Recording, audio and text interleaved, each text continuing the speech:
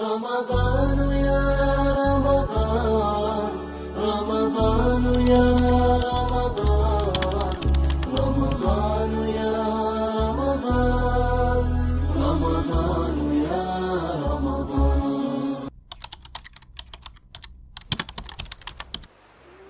بسم الله والحمد لله والصلاة والسلام على رسول الله صلى الله علیه و سلم. اما بعد، سلام علیکم و رحمت الله و برکاته. شنوندگان گرامی و دوستان ارجمند، این پیام ما را، سخنان پیامبر بزرگوار را به دیگران رسانید که دیگران هم بهره برند و شما هم از پاداش نیک بهره مند شوید.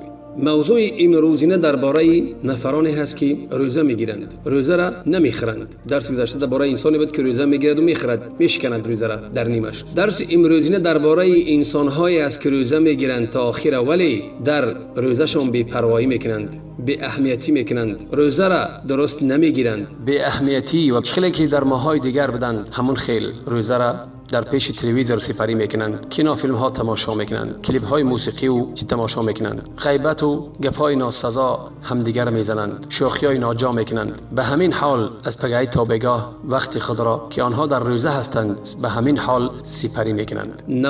نماز شب و نماز نفل نمیگذارند، بی پروایی خلاصه میکنند. برای همین ما حدیث پیغمبر بزرگوار صلی الله علیه و سلم را برای شما پیشکش میکنیم که پیغمبر درباره آنها چی میگوید. فقد صعد النبي صلى الله عليه وسلم المنبر. حدیث از جابر ابن سمره است که میفرماید پیغمبر بزرگوار صلی الله علیه و سلم بالای منبر برآمد. فقال آمین آمین آمین. سه بار هر یک زینه‌ای که میبرآمد میگفت که آمین آمین آمین. گفته شد که به پیغمبر بزرگوار صلی الله علیه و سلم که تو وقتی بالای منبر میبرآمدی میگفتی که آمین آمین آمین. پس پیامبر بزرگوار صلی الله علیه و سلم فرمودند این جبرئیل علیه السلام اتانی فقال لی. جبرئیل علیه السلام پیش من آمد و گفت، بری من گفت، من ادرک شهر رمضان فلم یغفر له فدخل النار فابعده الله فقل آمین. گفت کسی که رمضان دریافت کرد، ماه رمضان برای او رسید، پس در همین ماه گناههای او بخشیده نشدند، یعنی طاعت و عبادت او چی نکرد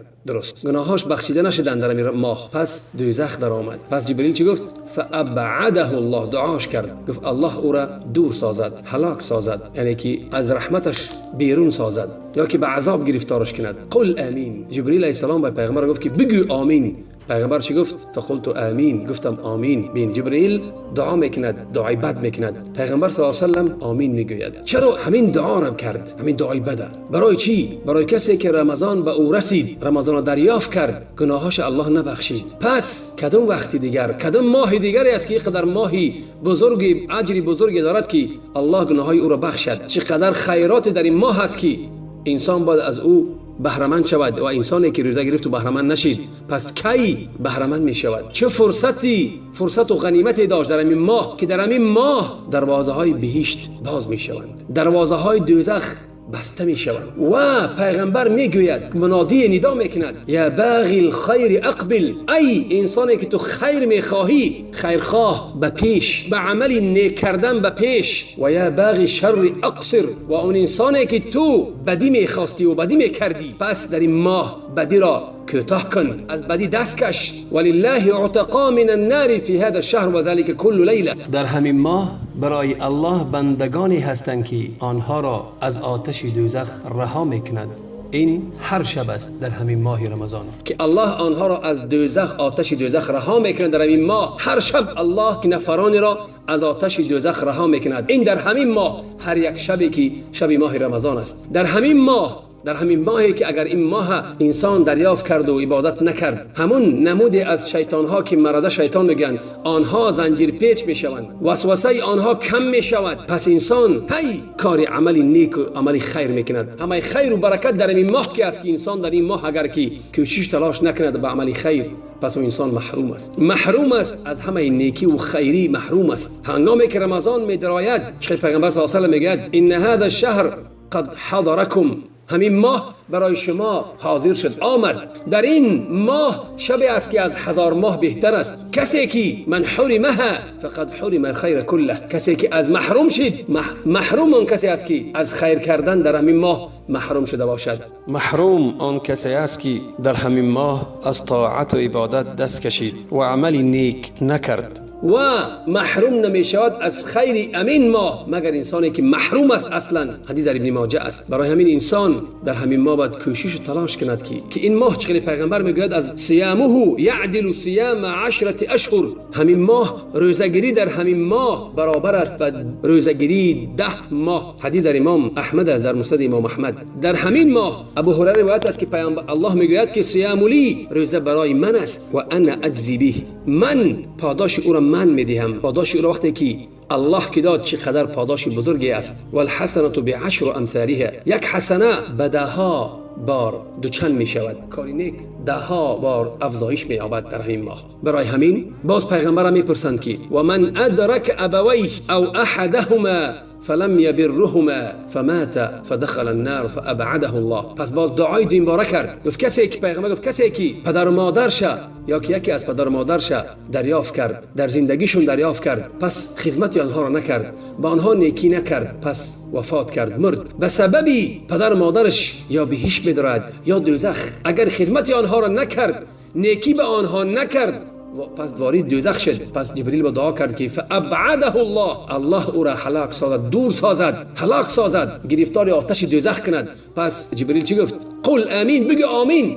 پیغمبر چی گفت؟ آمین. دعا کرد و پیغمبر آمین گفت. باز گفت که و من ذکرت عنده فلم يصلي عليك فمات فدخل النار فابعده الله قل آمین فقلت آمین. کسی که نامت در نزد او گرفته شد پس به تو درود نفرستاند، وفات کرد، وارد دوزخ می شود، پس الله او را هلاک سازد، وارد دوزخ کند، بگو آمین. پیغمبر گفت که آمین. این بود دعای بدی که برای اون 3 نفری که همین کارای نیک در همین وقت انجام نمیدهند، که همین کارای نیک برعکس اگر کند انسان وارد بهشت می شود. اگر رمضان دریافت کرد و عبادت کرد، الله گناهاش می بخشد و وارد بهشت می شود. اگر پدر و مادرش دریافت کرد و نیکی کرد، سبب وارد شدن بهشت می شود. حدیث در امام ابن خزیمه است و امام حاکم و صحیح است. باز در روایت دیگر پیغمبر چی میگه؟ باز دعایی میکند رغم انف رجل دخل علیه رمضان ثم انسلخ قبل ان یغفر له. رغم ای رغام خاک می شود، یعنی بینی همون مرد در خاک برسد، بینیش در خاک برسد، یعنی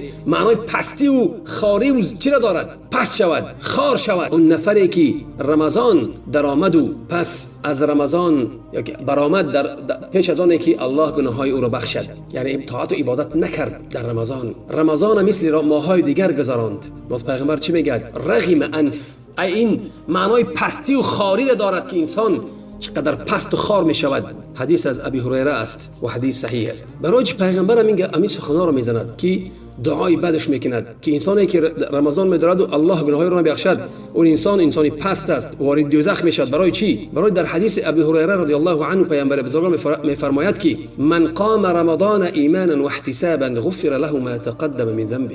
کسی که رمضان به نماز برپا میکند، قام ای برپا کردن به نماز، رمضان برپا میکند، یعنی شب نماز میگذارد و روز نماز میگذارد. به چی؟ ایمانا به، ای باوری به همین ماه، و احتسابا ای اجری همین ماه از الله منتظر است. غفر له ما تقدم من ذنبه، الله عز و جل گناههای آن گناههای پیش کرده است اونها را الله میبخشد. باز همین پیغمبر میگه من صام رمضان ایمانا و احتسابا غفر له ما تقدم من ذنبه.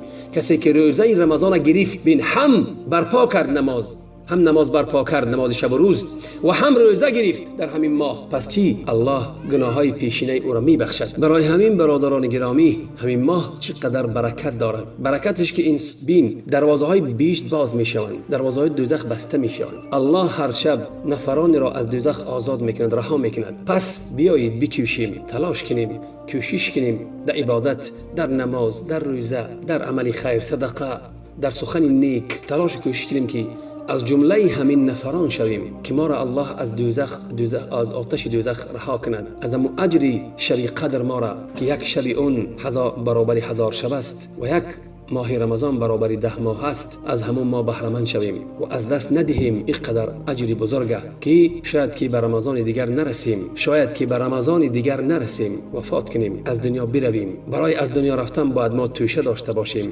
که به قبر با همراهی انسان سه چیز میران: مالش، فرزنداش، اعمالش. فرزندا و اهل و عائلش و مالش برمیگردد، اعمالش قطیش میرود. برای همین برای خود توشه داشته باشیم، همنشین نیکی داشته باشیم، عملهای نیکی داشته باشیم که ما به همون عملهای نیک، به همون صفت عملهای نیک، ملائکه ها به همون شکل همون عملهای نیک ما میبیان. اگر عمل نیک بود، ملائکه به یعنی خوشبو و خوش صفت میبیاد.